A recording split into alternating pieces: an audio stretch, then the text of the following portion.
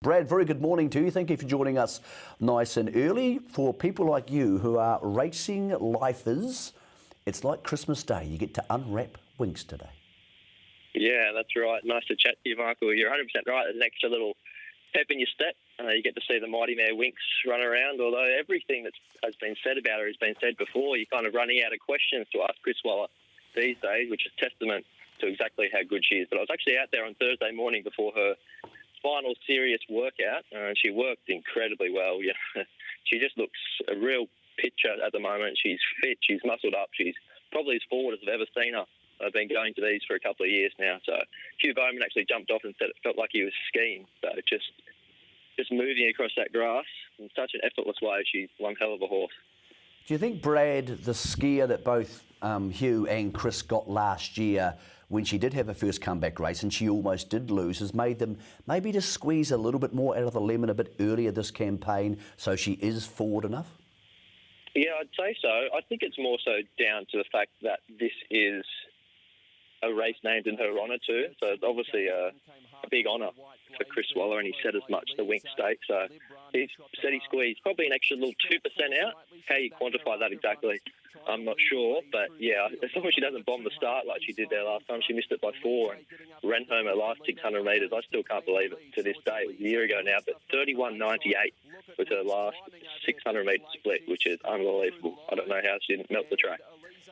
Brad, somebody thinks there's money to be made there, a $140,000 bet with tab.com.au on Winx, but most people probably aren't going to put that much on. She's out to $1.20 here, but most importantly, for those looking to make some money, Brad, we have a Winx out field, and you're thinking that the stablemate, D'Argento, could be the way to go there. Talk us through that. Yeah, I think he's the forgotten runner in the race. So all the chat has been about Winx, and then you've got Kementari as being the potential challenger. And you go back to their 3-year-old form. Of course, they're both 4-year-olds now, Kementari and D'Argento. You go back to their 3-year-old form, and there wasn't a great deal between them. D'Argento was often cruelled by a couple of wide barriers and really rattled home behind him. So I think the market's underestimated him. I know he is first up here, but both of his trials, D'Argento, have been particularly good. And the whispers coming out of the Chris Waller stable are they're really excited about this bloke heading towards the spring. So I think the price discrepancy there is a little bit too wide. I believe New Zealand have a betting $5.50 D'Argento in that Winx out market, which I think is a little bit too good to turn down. Okay, on to the 7th on the card. Le Romain is back from a very strong campaign, consistent campaign in Queensland, up against Siege of Quebec. And look, there's not much in the market here. Some people would look at this and go, James McDonald, Barrier 1, Le Romain, a proven Group 1 horse. Why isn't it in the red? Talk us through Siege of Quebec and the fact that it's $2.65. Is that because of the 61 kilos versus the 53 kilos? I do think it has a little bit to do with that. Siege of Quebec is actually my best bet on the card, race 7, number 7, but there is a big weight swing, but you've got Gabe Waterhouse factor, and generally when Gabe produces them first up there, they're ready to go. You go back, again, we'll touch on that 3-year-old crop, and it was that Kementari form that he brings to the table here now as a 4-year-old. So he was a couple of lengths inferior to that horse, but that still stacks up really well for a race like this. His 2 trials have been particularly sharp. He's always given the impression he probably wanted a mile, and he did get that getting out to that trip in the Randwick Guineas last time out. But this time back, he looks particularly sharp.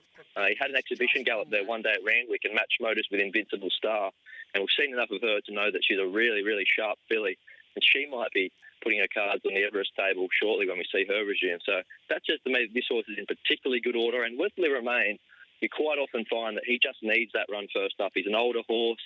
He probably wants 1,400 metres. That's probably his optimum trip. So there's enough there for me to suggest that Siege of Quebec is the bet in the race. And I actually wouldn't be surprised if he eclipses him as the favourite in the race come closer to jump. Okay, Brad, a yes-no question for you. O'Hood is the $1 million maiden. Will she still be a maiden at 4 o'clock New Zealand time today? No, she won't. She'll be winning too. She's. I think a lot of people might be turned off by the fact that she's still a maiden, but don't hold that against her. With a bit of luck, we could be welcoming back the Golden Slipper winning here. She only just missed in that race. Tony McAvoy is pretty confident that she'll be getting the job done. So I think the race sets up well for her too. You look at the barrier, you think it's drawn wide, it's going to be last, but there's plenty of speed here, and I think it's going to be a case of the best horse winning the race, and that'll certainly be her. So she'll march on towards the Golden Rose, and I'm confident she'll get the job done today too. Brad, thanks for joining us this morning. Happy Winx Day.